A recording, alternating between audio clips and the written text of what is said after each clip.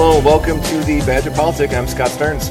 This is Paul Sickle, looking forward to the year in review. Hey, Paul. Yeah, it's been quite a year indeed. Lots of news to cover. This is episode 81. This is our 45th episode of the year. Okay. So, yeah. Well, I hate to say it, Scott, but I might roll a little early, and you might have to do a little Rick-rolling tonight. Yeah, I guess in the honor of number 45, we thought we'd wrap up the year, and I know you'd spoken on the phone with him earlier. So your uncle Rick was thinking about him in my way. Yeah, so he's thinking about coming down. yeah, he's given it some thought. So okay. We'll see if he gets. He's now using his 2007 Range Rover to make it through the rustic roads of Wisconsin. After having some trouble with some Scott holes on the road. That's right. And he thought took out his tie rod or something. Yeah, his 2007 Range Rover is what he thinks is up to the task. So yeah, that could do the job. Right. But anyway, he might come in if he makes it in here by the end. I know he wanted to talk a little bit about. He's been licking his chops. Yeah. All right. Well, let's get going. Yeah. Well, let's review this year. There's a lot of stuff. The only stuff that has occurred since our last podcast, really, of note, aside from the numerous Trump scandals that continue to multiply day by day. We obviously spent a lot of time talking about the lame duck session. And unfortunately, guys like Uncle Rick keep rallying behind him. And he's not losing any popularity at all, which is... No, amongst that crowd, anyway. Well, yeah, I mean, the thing that I keep going back to is that you aren't going to be able to impeach or remove. No. You may not even be able to defeat for re-election a president who has a 43% approval rating. No, I think that remains to be seen. But they have an electoral college advantage where they don't have to win the popular vote. So if they can get 45% of the popular vote, they're in the ballgame. When you're talking about some of these states that have been in contention now, Wisconsin being one of them. Wisconsin being one of them. I mean, the thing looking ahead a couple years that may factor in, though, is the fact that Democrats continue to expand their map. When you consider how they're doing in the Southwest, Beto O'Rourke did not win Texas. However, he made Texas competitive. Florida was competitive. Georgia was competitive. Arizona, they won the Senate seat. So they're expanding the map right now. So even if I don't think a Democrat's going to win Texas. Maybe not tomorrow. I don't think a Democrat's going to win Georgia. I think Florida has way too many snowbirds, which is probably one of the things that it's keeping the upper Midwest a little bit competitive, is that we keep losing population down to Florida. The point being is that I believe when you look at the trending, is that Democrats are expanding the map. Even if they're not going to win Texas the next cycle, the cycle following could get interesting. The truth is, I think our route goes through the three states we lost narrowly: Wisconsin, Michigan, and Pennsylvania. Well, the problem is you got to win all three unless you can pick up other votes. You got to pick up. If you don't pick up in Florida, you got to pick up in Arizona. You got to pick up some of these other states. Right. You got to win back North Carolina. I don't know about that one either. That one would probably be the closest. Yeah. That one or Arizona. If you could get both, then you can spare one of the three up here. Yeah, you could afford to lose, Michigan perhaps, something like that. Right. It's early days yet. I mean, we'll see where this stuff goes in a few years. So last time we talked about the lame duck session, and the bills had passed the legislature. We weren't sure what Walker was going to do. We speculated that maybe he would veto the early voting restrictions. He didn't veto anything. He didn't veto a goddamn thing. Right. And so everything has gone through. Lawsuits were filed today by the One Wisconsin Institute and Citizen Action. Hopefully this helps keep Wisconsin blue. Hopefully. But like I said, the fact of the matter is they got little attention nationally. The big attention went to the Mueller stuff again. Yes. This is important stuff that's going on with this investigation. However, there's no... The wall-to-wall coverage is not justified. It's not... Considering that what happened in Wisconsin here with the power grab, coverage. When the coverage there comes at the expense of literal democracy being eroded in an important state like Wisconsin. And then Michigan, too. And I don't even know what happened there because, God forbid, I should be able to read an article about it. the Mueller investigation and numerous other things, that hasn't been our focus. Right, it's, I think, a disservice to anybody listening to make it our focus. Not that I recommend our podcast to anyone anyway, but that's a different story. So January of 2018, we kicked things off. Yes. Trump started it off well with talking about shithole countries. Oh, right. remember that was classy. Right. Yeah, that was a good way to kick off the year. Right. Talking about, obviously he's talking about Africa. And justifying his immigration restrictions. Yep. Right. Yep. And trying to use that as part of the justification for shutting down the government at that time, which we're about to do again. Yeah, exactly. What's old is new again. Right. You had Paul Soglin, mayor of Madison, jump into the governor's race right after the new year. Do we really have to talk about that? I'm just going down the list. I'm sorry. Why did that matter? That didn't matter. Anyway. Well, it turned out that it was the really only way it matters is that it got him a high profile of being over the hill, and it's probably going to cost him his reelection.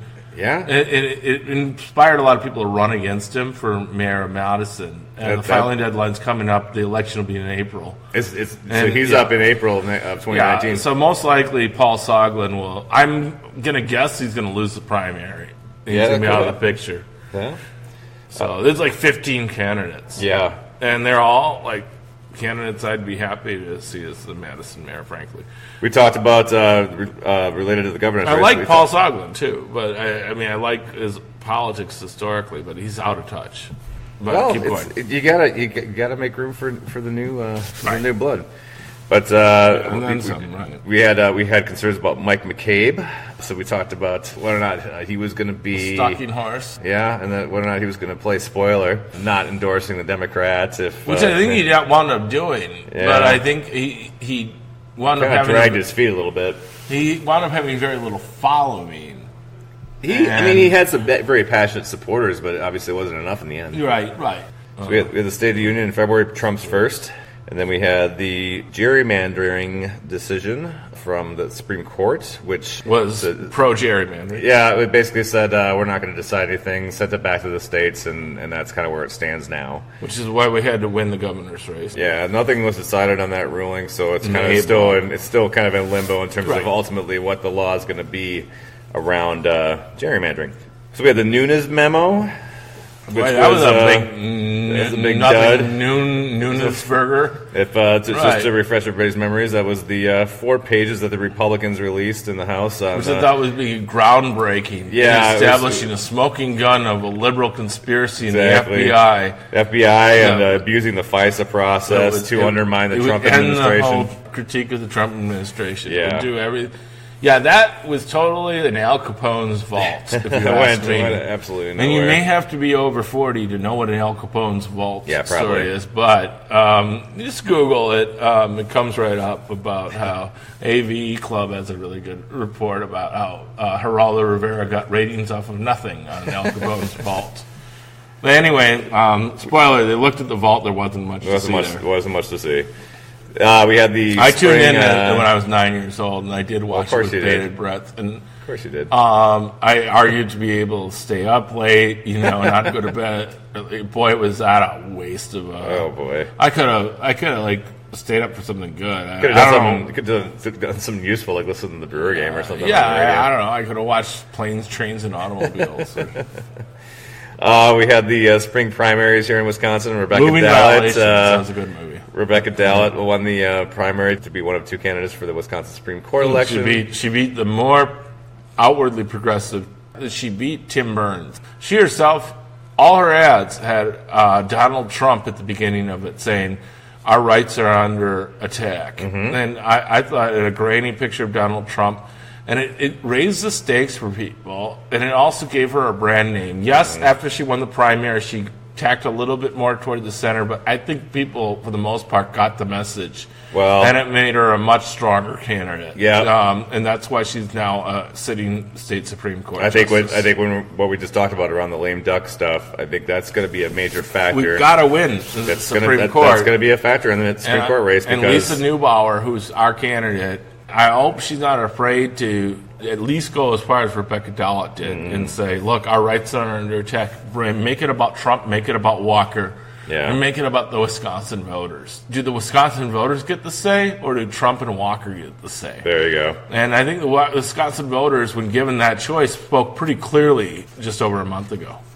Wait, I'm jumping the gun here on the year in review. But anyway, Right. Well, you're using it as a lesson to look ahead, which is Yes. that's an important stuff. That's kind of the whole point, right? Right. On a more somber tone, the end of February ended with the Parkland shooting down in Florida, which was obviously a very unfortunate event in our country's history. And there really still hasn't been anything of substance done about it in the aftermath. Trump's president and the NRA runs the show. Yeah. Trump talked actually a good game about the NRA for a minute. We just that was the end of it. We just had the anniversary of the Sandy Hook shooting a few days ago, and I come back to if nothing can happen legislatively following something that horrific, I don't have much faith. You always have to that be nothing's careful going out in public, but now every time I go out with my family in public, I'm extra, I'm more than careful, I'm actually a little bit afraid. Well, yeah. I mean, you're just more guarded. I think about it now. When I drop my kids off at school, in the back of my mind, consistently is like, make sure you give them a hug. How secure is this place, and what would happen if something went wrong. So, and that's the times we live in, and it's really unfortunate. And the fact that we can do nothing about it is that we're just at this standstill. Going into March, we talked a lot about the 2016 elections. State election sites were hacked. Wisconsin, I think, was on the list of sites that were hacked, and that's still something that we're not doing enough to mitigate. You had the we don't think it's changed the results, but you had even though it's hard to hack American elections, right, because they're so localized. Which is one thing I actually do kind of like. It's a good thing. As long as it doesn't prevent people from... If you had some universal process nationally and one vendor kind of running everything, we'd be much more prone to shenanigans. Right. What I like are universal access standards. Yes. You had the Trump North Korea meetings starting to get planned. That all kind of started off in March, and then there was a lot of conversations around that, and Trump had a lot of praise for Kim Jong-un, and there was that whole friendship that was born in objectively in spring. Speaking, that probably is the highlight of his presidency. It could be. I mean, the fact that he didn't get us into a war yet, and he made some weird bromance with this guy. It was his Nixon goes to China moment. It also could be that he's being played by this guy. Well, it'll set us up very poorly in the future. Yeah, and that there were other ways to deal with this that were smart, diplomatic, without going to war. So we'll see how it all plays out. You had the special election in Pennsylvania. Connor Lamb won the House. Pretty sure we got played by him. Anyway, Connor Lamb won. That was cool. Yeah, that was another sign of potential blue wave coming. A bunch of people who were involved in recruiting him and getting him running and whatnot. Yeah. And then what else happened? Going to April. Dallin won. Rebecca Dallin won. Already before. This was she won the general election. She is now on the Wisconsin Supreme Court. Smoked the. Yeah, it wasn't even close. Well, 56-44. But I mean, it wasn't real close. Based on recent Supreme Court elections, it was good. Right. We had the 50th anniversary of the assassination of Martin Luther King Jr. I went to Memphis for the commemoration with several people. Yeah, there was that episode was good. Honor. It was a lot of good stuff. I went to see the Masonic Temple where he did his mountaintop speech. Yeah, and that was really amazing. Paul Ryan announced his retirement as Speaker of the House and from the House of Representatives in April. So that was another big thing. And obviously, he's on his way out now that Congress is kind of wrapping up for the year, and we'll have Speaker Pelosi come January. Right. What next? We had episode 50 of The Magic Politic. Great. And we did 45 at one point. We did.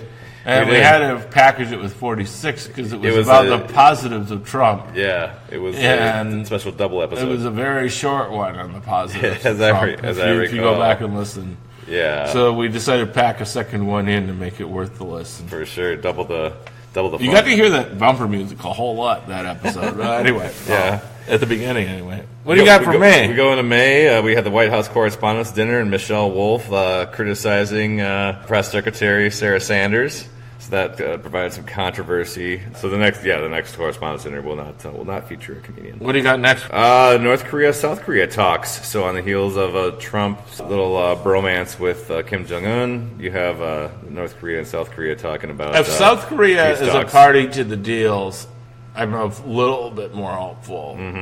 But I still think Trump's probably getting played. Could be.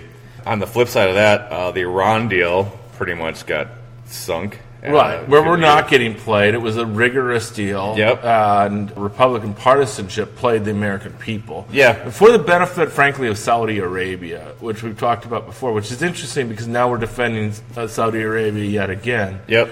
When they're doing things that are pretty hard to defend. Yeah. Terrible war in Yemen, assassinating journalists. Right. I mean, just, yeah. I mean, all around Lindsey bad stuff. Graham's off the...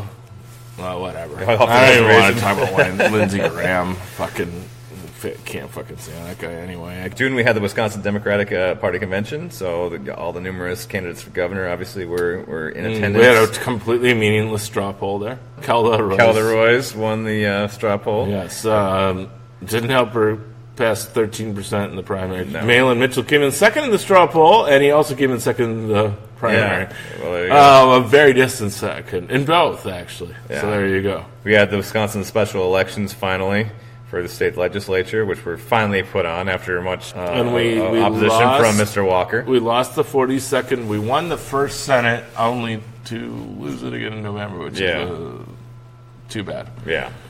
We had the family separation policy in full swing, courtesy of Trump. So a lot of outrage was stirred up after that, after people's children were separated, and see, this we're still working through that whole thing. This is an example where I still think that was policy. Yeah, that's the stuff people get. That's what we got to focus on. Stuff like that. Anthony Kennedy announced his retirement at the end of June. Thanks, Kennedy. Yeah, we appreciate that. Yeah, now we got Kavanaugh. Yeah, great. July, the immigration policy protests really ramped up on the heels of the separation policy being in full effect. There were protests in cities all over the country, big cities and small cities. And again, like as you mentioned, this is where the focus needs to be. It needs to be on these policies because that's where the real world impact is. The Mueller investigation will go wherever it goes, and the 19 other investigations that are going on. Those things will play themselves out. I don't feel like I have any influence on any of those things, and so what I want to focus on are the issues. Brett Kavanaugh was nominated to replace Kennedy on the Supreme Court. That happened in July. The Putin-Trump press conference in Helsinki, Finland. Remember that? Yeah. That where Trump basically looked like Putin's intern. Yeah, he really got worked. It was bad. It was a bad moment. It really was pretty awful. The Josh Hader tweets. You remember that? That was awful. Yeah. But I will say Hader was fairly contrite. I didn't appreciate the fans giving him a standing ovation the game. We talked about that. Yeah. But I thought Hader himself was quite contrite. I think he worked through it. He worked through it well. He was humble, and his team rallied behind him. And and it's a diverse team, and they really did. And I don't know. It seems sincere to me. Yeah, the whole thing. I don't know everybody's reactions. So except I wasn't crazy about the fans of Milwaukee standing for him at that time. Months later, when we're watching him strike out somebody in Game 6 of NLCS. Yeah. But I'm talking about at that moment. It wasn't. The timing was a little off. Too there. happy with it. Yeah. We get to August. We have the Wisconsin primary for governor. Mr. Tony Evers obviously came out on top, beating the competition there. And immediately following that, he had a little bit of a honeymoon. The polling was showing Evers leading by 5 in some polls.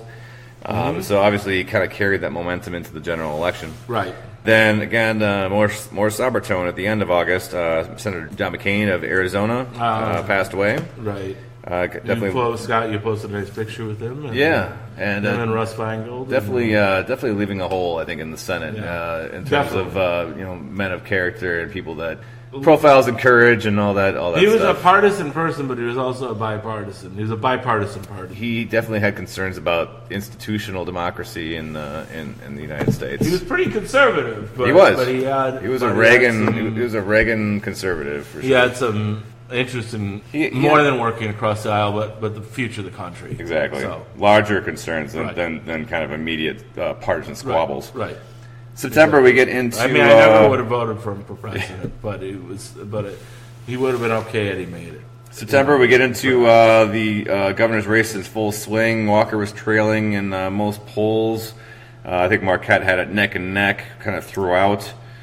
We had all the accusations came out against Brett Kavanaugh during his hearings for the Supreme Court nomination. And they were slamming Evers for the teacher porn case. Yeah, that's when those still commercials. On, actually. Well, there was numerous things that they tried to throw against the wall against Evers, and that was the one that was kind of sticking, right? Yeah, that was their first vault following Labor Day. It was like, hey, let's try this. Even just real quick back to McCain. What I was saying, it's like had he been president, I'm not sure he would have been that great, but he would have been a much better leader, in my opinion, than say a Scott Walker. For sure. Or even George W. Bush. Well, he wouldn't have been a tool. Right. And imagine compared to Trump. Oh, what do we have now? Oh, God. Take him hands down. Right. So, anyway, but yeah, Walker kept trying to smear. He didn't take the high road, let's put it that way, in this election. No, he did not. As he doesn't to this moment. October, we get into the election full swing. So Mr. Randy Bryce, who was running to replace Paul Ryan in the 1st District, there were the Wisconsin Broadcaster Association ads. The chair-elect of the WBA. Oh, yeah. We're in those ads against Mr. Bryce. I'll be back in just a second. Let me see. Any more things in October? I got a few more things going out to round out the year. Mitch McConnell had concerns about the deficits after passing that that big tax cut. I got to admit, I just got a text. Rick showed up. Rick showed up. Go read him? I just got to go read him. All right. I think he wants to come in and talk about the end of the election. Anything pre-election? Yeah. Well, we had Democrats targeted with explosive devices. Do we have that? Right. How quickly that's dropped off the headlines. Yeah. So I don't know if you want to bring that up with Rick. For sure. So then we had the election day, November 6th. Obviously, a lot of news there, and then the lame duck session, which we just spoke of. So that kind of rounds out the bulk of the year, folks. A lot of stuff, and there's obviously numerous things that we didn't even touch on that made the news, or in some cases didn't make the news. So I think it's just important to kind of take stock and just kind of think about where we were at the beginning of the year and where we've come and the progress we've made. Oh, Scotty, Happy New Year! Oh, here we go. Well, speaking happy holidays! I have to call it holidays because I know you all have the war on our. I mean, what's with the war on Santa Claus? Merry Christmas, Uncle Rick. Oh, thank you. But now I hear there's a war on Santa Claus, too. Explain. Well, I heard that some people thought that was too much of a, religious consumerist kind of thing, and they didn't want, and they criticized Santa Claus for not having enough black Santas. Everybody knows Santa's white, right? Is he? Well, I mean, couldn't Santa be he's such a friendly guy from up north. I'm not trying to say anything about any other people or anything like that. Let's say Nicholas from Turkey? Well, I don't know where's Turkey again? Come on now, Scotty. So, I haven't talked to you since the election and all the stuff that's come after. So, what were your thoughts? I mean, Mr. Scott Walker lost to Evers. You got any input on that? There's a little bit of illegal voting, perhaps. They were allowed to vote so much earlier than everybody else. They had a rule that if you had to be a registered Democrat. We don't register. You had to be part of the registered Democrat Party to vote before October 25th. We don't have party registration in Wisconsin. They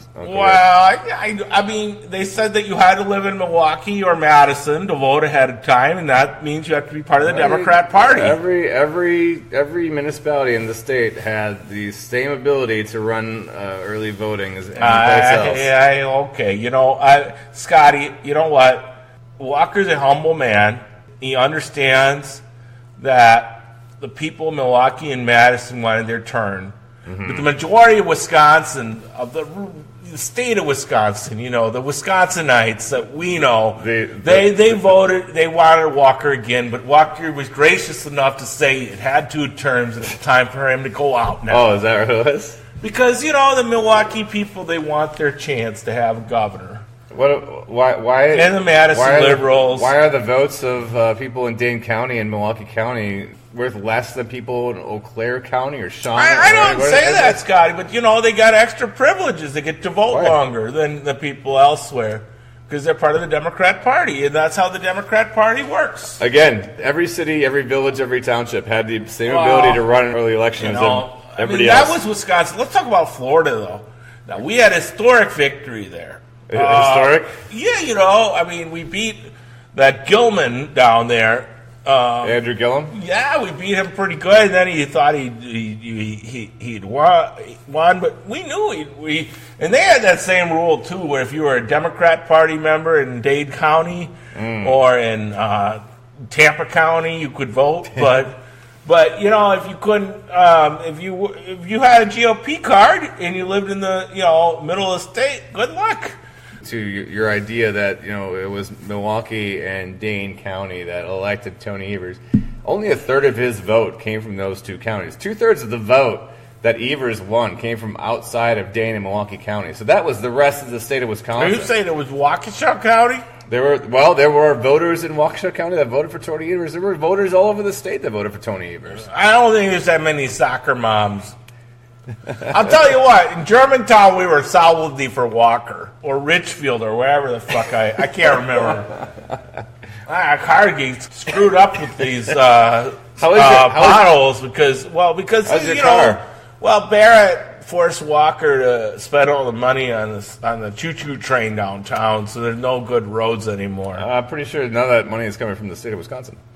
I saw that choo-choo train. Those are holes in the road right there. Yeah, and it couldn't go nowhere either. That thing's doing great. It's packed all the time. Well, I tell you, it's took away. I keep getting into these potholes along the road. So we had this lame duck session where the state legislature has taken several powers away from the governorship that Mr. Scott Walker and Tommy Thompson and Jim Doyle and others enjoyed over the years. Yeah. So what are your thoughts on Doyle really this? abused it. You had to. Walker was a very fair-minded person. Like I said, he stepped down. He knows that 70 of 72 counties want him as governor, but he did not demand a recount, even though it was very close in those late-minute, pretty sure he did not win 70 votes counties, Uncle Rick. Came in for him. The last-minute votes came in from Milwaukee. I don't know. I'm not saying anything was illegal, but you never really know. Yeah, but I'm pretty sure Scott Walker did not win 70 counties. I gotta call you out on that one. Well, we could look at the map. Maybe put up one of those red-blue maps on the Badger Politic. Yeah, I'll take it. Just tell me when it's coming out, because I can't read the rest of that crap on your site. I can read, just to give me a heads up. But in terms of the lame duck stuff, don't you think it's unfair that they would take away the powers that Scott Walker enjoyed to influence policy in the state before the guy even takes office? You didn't give him a chance? Well, I just think that there's a Venn diagram I could draw you that will show you how it works out. You mean the one that Scott Walker had the other day where they're supposed to show the differences, but it actually shows the same thing? Well, I thought it said fair-minded Republican governor, power-hungry Democrat Party I don't think that's governor, what it said, but... power-hungry... Well, I don't know what Evers... He's a little asleep at the switch, but all the liberals are going to come up behind him and snatch all the power. And so, you got that Democrat Party versus fair-minded, and then you have to put them in the middle, and you got to change some of the policies. You can't put it all in the executive branch, Scotty. It's just not a good policy. And I don't care what party you are. That's not a good policy. I didn't really hear you talking about this when Mr. Walker was governor, though. It was a very fair-minded conservative governor we had. Talking about duties of the office, though, I don't think it should depend on who's there, who's occupying the office. It should be the inherent powers of the governor. We shouldn't be constantly switching around. I'm not sure what you mean inherently. Inherently, I'd say that if I had a choice of governor, I'd like Donald J. Trump or at least Pence to be the governor. And that's probably why Walker lost, is that he just didn't have that... that strong pro-America voice. I see, okay. Walker was a little, he tried to pretend he liked Obama, and then he was, he tried to walk both ways. He even ran against Trump, and that was a mistake, too.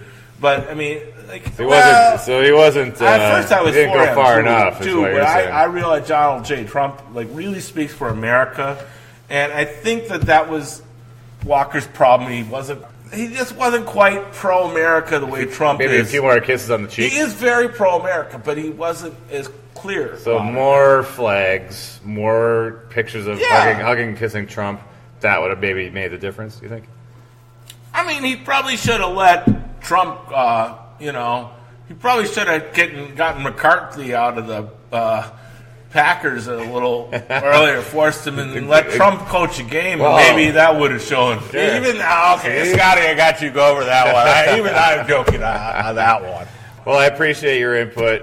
All right, we got to wrap up. Happy New Year there. Hey, Merry Christmas, Happy New Year, Uncle Rick. Yeah, you too. All right. You too. All right, thanks, listeners. Merry Christmas and Happy New Year, Happy Holidays, Seasons, greetings, all that good stuff. And we will talk to you in 2019. Backward. Cheers.